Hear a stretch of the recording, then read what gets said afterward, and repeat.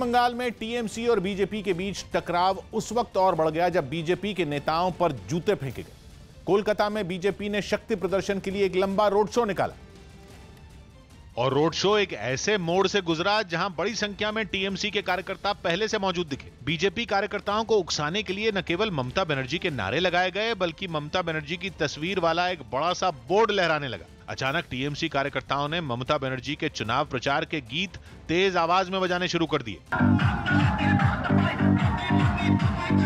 जैसे ही बीजेपी के बड़े नेताओं वाली एक खुली गाड़ी टीएमसी कार्यकर्ताओं के सामने पहुंची, कुछ लोग हाथों में जूते लहराने लगे। बीजेपी का दावा है कि बीजेपी नेताओं की तरफ कुछ जूते फेंके भी गए जो उन्हें लगे नहीं। गाड़ी पर कैलाश विजयवर्गीय और शोभन चटर्जी मौजूद थे। इसके बाद गाड़ी पर मौजूद सुरक्षा कर्मियों ने अपनी शील्ड आगे कर दी और धीरे धीरे गाड़ी आगे बढ़ने लगी। अच्छी बात यह रही कि भारी तनाव के बावजूद हिंसा नहीं भड़की, लेकिन बीजेपी ने ममता बनर्जी पर तीखा हमला बोला। किसी भी तरह हिंसा अगर होती है तो हम तो यहाँ बता ही रहे हैं कि यहाँ हिंसा का कल्चर है और ये कल्चर टीएमसी चलाती आ रही है। इस लंबे रोड शो को कोलकाता पुलिस ने अंतिम वक्त तक इजाजत नहीं दी थी और बाद में जब इजाजत दी गई तो शर्तों के साथ शर्त रखी गई कि सीमित संख्या में गाड़ियों के अलावा बाकी सभी लोग पैदल मार्च करेंगे। ये मुश्किलें बताती हैं कि हम लोग बंगाल में नहीं हैं, बांग्लादेश में हैं, पाकिस्तान में हैं और या कोई बहुत ऐसा इस्लामिक कंट्री में है जहाँ पर जय श्री राम गाली लगता हो।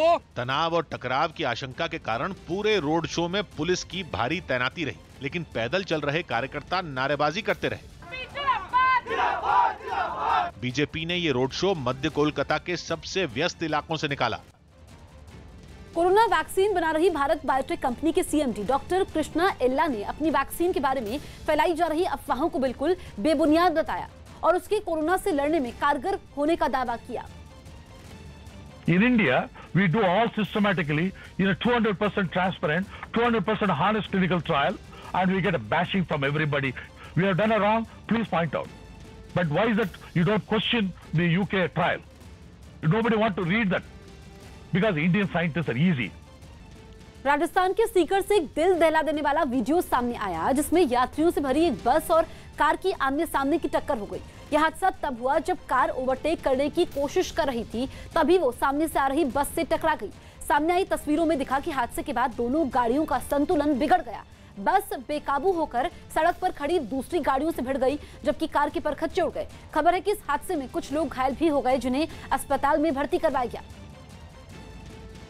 जंग के गहराते बादलों के बीच ईरान की बढ़ती परमाणु ताकत ने अमेरिका के होश उड़ा दिए। ईरान परमाणु बम बनाने की तरफ तेजी से बढ़ रहा है, जिस पर परमाणु मामलों पर नजर रखने वाली संस्था इंटरनेशनल एटॉमिक एनर्जी एजेंसी ने भी अपनी मोहर लगा दी, जिसने अमेरिका की भी टेंशन बढ़ा दी। इंटरनेशनल एटॉमिक एनर्जी एजेंसी की रिपोर्ट के मुताबिक ईरान जमीन के अंदर बने अपने परमाणु घर में तेजी से काम कर रहा है और वो बम बनाने में इस्तेमाल होने वाले यूरेनियम को 20% तक तैयार कर चुका है। यानी वो बम लायक यूरेनियम तैयार करने से सिर्फ एक कदम ही दूर है। दावा है कि अगर यही रफ्तार रही तो ईरान इसी साल परमाणु ताकत बन जाएगा।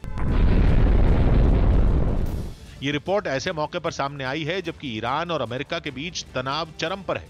ऐसे में ईरान के जल्द ही परमाणु बम बना लेने के दावे से अमेरिका और उसके साथी इजराइल के होश उड़ चुके हैं।